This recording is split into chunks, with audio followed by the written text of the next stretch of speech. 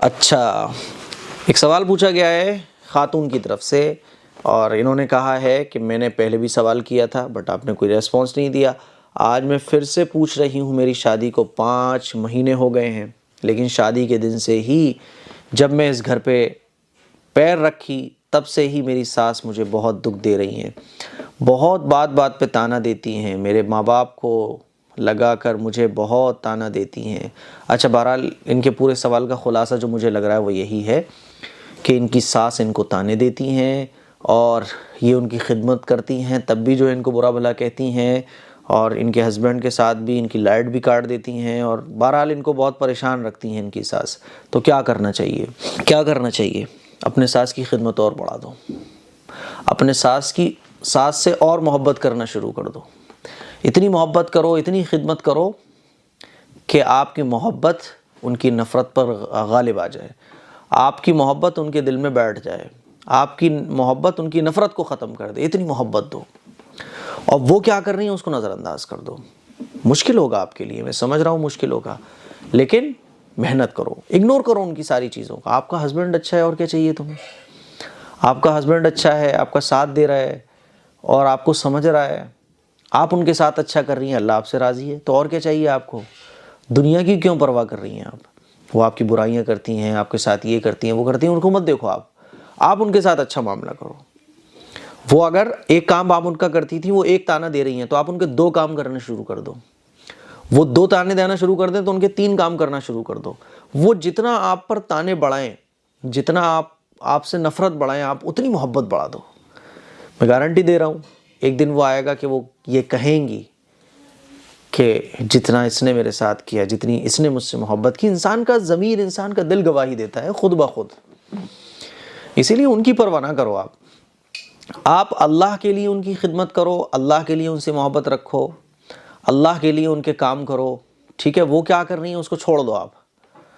अल्लाह आपको दुनिया में भी इज़्ज़त अता फ़रमाएगा, आखिरत में भी इज़्ज़त अता फ़रमाएगा। चलो मैं एक वाक़या अपना सुना देता हूँ कि किस तरह से हम ऐसी सिचुएशन को हैंडल कर सकते हैं। देखिए, एक तरीक़ा तो ये है कि आप यही सोच सोच के घुलती रहो, वो मेरे साथ ऐसा करती हैं, वो मेरे साथ ऐसा करती हैं, मैं उनके साथ ऐसा कर रही हूँ और वो मेरे साथ ऐसा करती हैं, बताओ 10 जगह जाके बुराई कर दी। तो आपका पूरा दिन इसी में गुजर जाएगा, यही सोचते सोचते आप डिप्रेशन में चली जाओगी, टेंशन में चली जाओगी, बुढ़ापा जल्दी आएगा, बाल जल्दी सफ़ेद हो जाएंगे, 10 साल आपकी ज़िंदगी इसी कश्मकश में गुजर जाएगी। वो क्यों नहीं सही हुई, मैंने उनके साथ इतना किया और उन्होंने मेरे साथ ऐसा किया, है ना।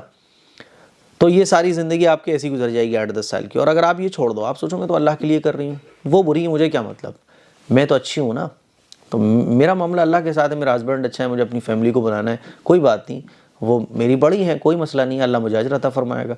तो आपको एक सुकून भी मिलेगा, आपको टेंशन नहीं होगी, आप स्ट्रेस नहीं लोगी और आपकी ज़िंदगी में सुकून रहेगा। क्योंकि जब कोई भी बंदा काम अल्लाह की रज़ा के लिए करता है तो फिर दुनिया वालों से उसे कोई गिला शिकवा नहीं होता। मान लीजिए वो आपके घर आई, आपने उनको नाश्ता पानी कराया, आप पीछे जाके वो कहने लगी कि बताओ मुझे पूछा भी नहीं, तो आपको टेंशन नहीं होनी चाहिए। क्यों? आपने अल्लाह के लिए खिलाया पिलाया था। भाई वो उनको गलत लग रहा है, ठीक है, कोई बात नहीं है। तो इससे क्या होगा कि एक तो आपकी ज़िंदगी बहुत अच्छे से रहेगी, दूसरी बात ये कि अल्लाह आपकी ज़िंदगी में भी और आखिरत में भी आपको इज़्ज़त अता फरमाएगा।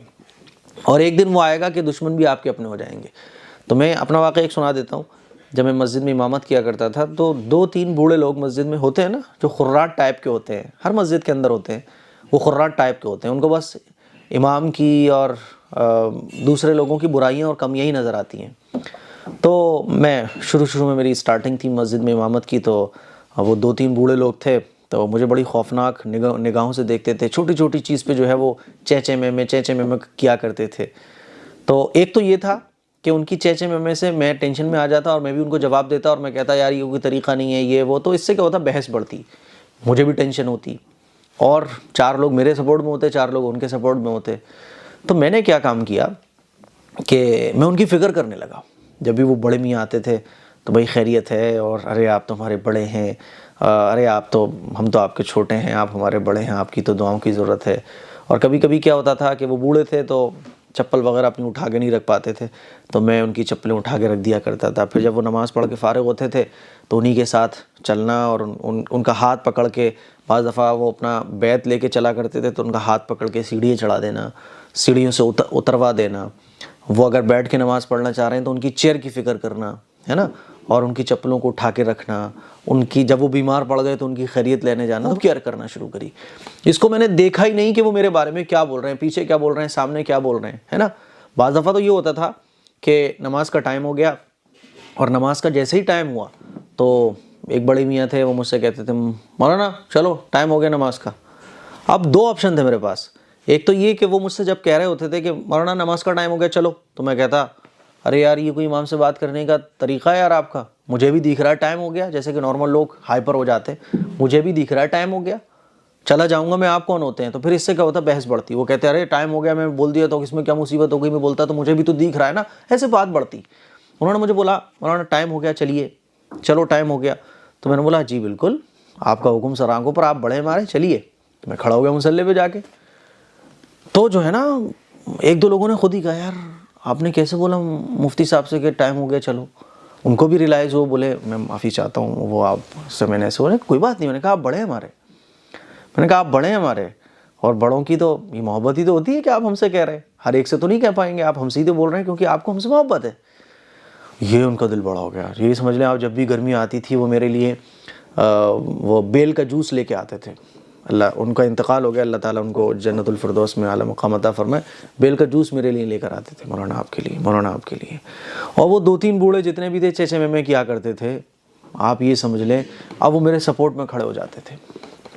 जब मैंने इमामत छोड़ी उस मस्जिद से, आप यकीन माने कि अब भी मैं अगर जाता हूँ ना उस मस्जिद में, तो जो दो वाक़ई हैं, बहुत याद आती है मुफ्ती साहब आपकी, बहुत याद आती है, क्यों चले गए आप, नहीं जाना चाहिए था आपको, बहुत याद आती है, सब सूना हो गया है हमारी मस्जिद, ऐसे बोलते हैं वो। एक फिर दूसरी मस्जिद में मैंने एक इमामत की थी तकरीबन 6-7 महीने, तो वहाँ के जो मौज़िन थे वो बड़े बूढ़े थे, बड़े बूढ़े थे, और उनके बारे में मशहूर था कि ये मौज़िन जो है ना बड़ा खुर्राट मौज़िन है, बड़ा खुर्राट मौज़िन है, किसी इमाम को टिकने ही नहीं देता, इमाम की नाक में दम कर देता है।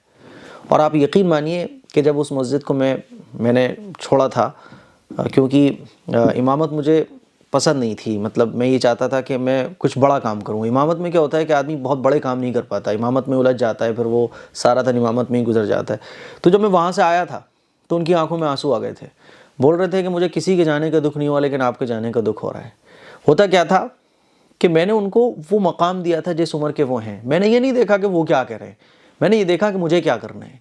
इसीलिए आप कभी ये ना देखो कि सामने वाला क्या कर रहा है, सामने वाले के अमल की वजह से आप उसको रेस्पेक्ट मत दो। सामने वाला आपको क्या रेस्पॉन्स दे रहा है, आपकी इज्जत के बदले में वो आपको इज्जत दे रहा है। होता क्या है कि हम लोग इज्जत उतनी इंसान को तब देते हैं जितनी वो हमें दे रहा होता है। ये नहीं, हमारा अपने अकॉर्डिंग एक सांचा होना चाहिए, अपने अकॉर्डिंग हमारा एक माप होना चाहिए कि सामने वाला ऐसा मतलब नहीं, हमारा लेवल कितना है, हम उसको इज्जत कितनी दे सकते हैं। तो इंशाल्लाह फिर क्या होगा कि दुनिया मुट्ठी में। सही है। बहुत सारे दुश्मन थे, बहुत सारे जलने वाले थे, हासिदीन थे। आप यकीन मानिए मैं आपको बता नहीं सकता कि कितने सारे लोग ऐसे हैं फिरोज़ाबाद में भी जो मेरी कभी पीछे बुराइयां करते थे, मुझे बुरा कहते थे, हालांकि सामने मिल रहे हैं। एक साहब के बारे में आपको बताऊं, आपको बहुत अजीब लगेगा कि उन्होंने जो है ना काफ़ी बार मेरे से तल्ख बातें भी की हैं, मेरी बुराइयां भी की हैं, लेकिन मैंने कभी उनसे ये तक नहीं पूछा कि यार आपने मेरे बारे में उनसे ये बोल दिया था, ऐसा क्यों। जब भी वो आए एजाज़, इकराम, मोहब्बत, है ना। और कभी उन्होंने बोला भी तो मैंने कहा कोई बात नहीं, मतलब नज़रअंदाज सारी चीज़ों को, और मोहब्बत उनको भरपूर। तो एक दिन मेरे पास आए, बोले मुझे बड़ा अफसोस होता है कुछ बातों पर कि जो मैंने आपसे कही हैं, और जो कुछ गलत बातें मैंने आपसे बोली हैं, मैं आपसे बस उन चीज़ों के लिए माफ़ी मांगना चाहता हूँ। मैंने कहा कोई बात नहीं है, कोई बात ही नहीं थी, आप तो बिला वजह दिल पे ले रहे हैं कि नहीं मुझे इस बात का एहसास है, मुफ्ती साहब मुझे माफ़ कर दीजिएगा। बड़े थे उम्र मुझसे, लेकिन क्या था, होता है ना कि जलन जब आदमी को होता है तो वो खुद आता है, उसको बस आता है जलन, तरक्की से जलन आएगा, अच्छा खाने से जलन आएगा, अच्छा पहनने से जलन आएगा। तो इस तरह के लोग होते हैं, बहुत सारे लोग ऐसे हैं जो जलन हसद रखते हैं और बुग़्ज़ रखते हैं, हसद रखते हैं। लेकिन क्या हुआ, बाद में आए, माफ़ी तक मांग के कई लड़के गए, अच्छे खासे मेरे से उम्र में बहुत बड़े, लेकिन क्या था कि बाद में उनको गलत फहमी जब उनकी दूर हुई, उन्होंने मुझे जाना, उन्होंने मुझे पहचाना और मेरे अमल को देखा कि मैं हमेशा उनको रेस्पेक्ट दे रहा हूँ, मोहब्बत दे रहा हूँ। मैंने कभी ये कहा ही नहीं यार तुमने मेरे बारे में ऐसा क्यों किया, आप मेरे बारे में ऐसा क्यों कहा, हालांकि मुझे पता है वो मेरे बारे में क्या कर रहे हैं। लेकिन जब मिले तो अच्छे से, एक दिन आए कि मैंने आपके बारे में बहुत बुरा समझा, बहुत बुरा सोच लिया, बहुत बुरा बोल भी लिया, तो मैं अपना गलतियों की माफ़ी चाहता हूँ मुफ्ती साहब, बस आपके साथ काम करना है। मैंने कोई बात नहीं है, दिल बहुत बड़ा है, आ जाओ।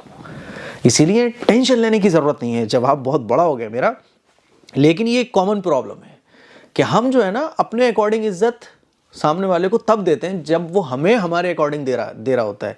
हमने उसको अगर 4 प्लेट में नाश्ता कराया होगा, तो वो अगर हमें 4 प्लेट में नाश्ता कराएगा तब तो हमारी 5 होंगी, तब तो हमारी 4 होंगी, वरना नेक्स्ट टाइम वो भी कम हो जाएंगी। ये नहीं होना चाहिए, ठीक है। तो मुझे उम्मीद है बहुत डिटेल में मैंने जवाब दिया है आपको, शायद इतनी ज़्यादा डिटेल में तो मैंने शायद ही कभी किसी को जवाब दिया हो। तो सारे लोगों की ये प्रॉब्लम होती है, इसीलिए मैंने इसको इतना डीप जाके समझाने की कोशिश की है।